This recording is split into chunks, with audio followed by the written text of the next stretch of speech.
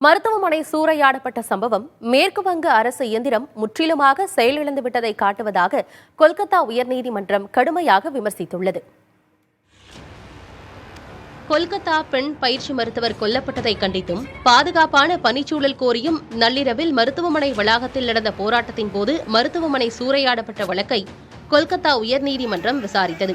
தலைமை நீதிபதி TS சிவஞானம் மற்றும் ஹிரண்மய் பட்டாச்சாரியா அடங்கிய அமர்வில் நடந்த விசாரணையின் போது முறையாக பாதுகாக்க முடியாவிட்டால் மருத்துவமனைகளை மூட உத்தரவிட நேரிடும் என கொல்கத்தா உயர்நீதிமன்றம் மேற்குவங்க அரசுக்கு எச்சரிக்கை விடுத்தது. மருத்துவமனை வளாகத்திற்குள் திடீரென 7000 பேர் திரண்டுவிட்டதாகவும் மருத்துவக் கல்லூரி மற்றும் மருத்துவமனையை ஒரு கும்பல் சூறையாடியதாகவும் மேற்குவங்க அரசு தரப்பில் வாதம் முன்வைக்கப்பட்டது. 7000 பேர் மருத்துவமனைக்குள் திரள்வது குறித்து காவல்துறைக்கு முன்கூட்டியே தகவல் தெரியாதது நம்பக்கூடியதாக இல்லை என்று நீதிமன்றம் தெரிவித்தது.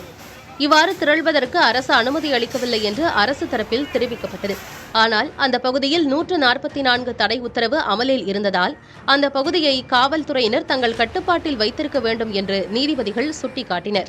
மருத்துவமனை சூறையாடப்பட்ட சம்பவம் அரசு இயந்திரம் தோல்வியடைந்து விட்டதை காட்டுகிறது என கூறிய நீதிபதிகள், தங்கள் சொந்த மக்களையே காவல்துறையால் பாதுகாக்க முடியவில்லையா?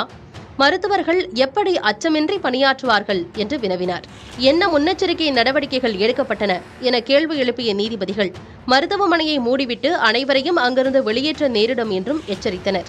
எத்தனை நோயாளிகள் மருத்துவமனையில் இருக்கிறார்கள் என்றும் நீதிபதிகள் கேட்டனர். சம்பவம் நடந்த இடத்தில் சூழல் கட்டுக்குள் வந்துவிட்டதாக மேற்குவங்க அரசு தரப்பில் தெரிவிக்கப்பட்டது. இறுதியில் மேற்குவங்க அரசு தரப்பு விளக்கத்தை ஏற்பதாக தெரிவித்தனர்.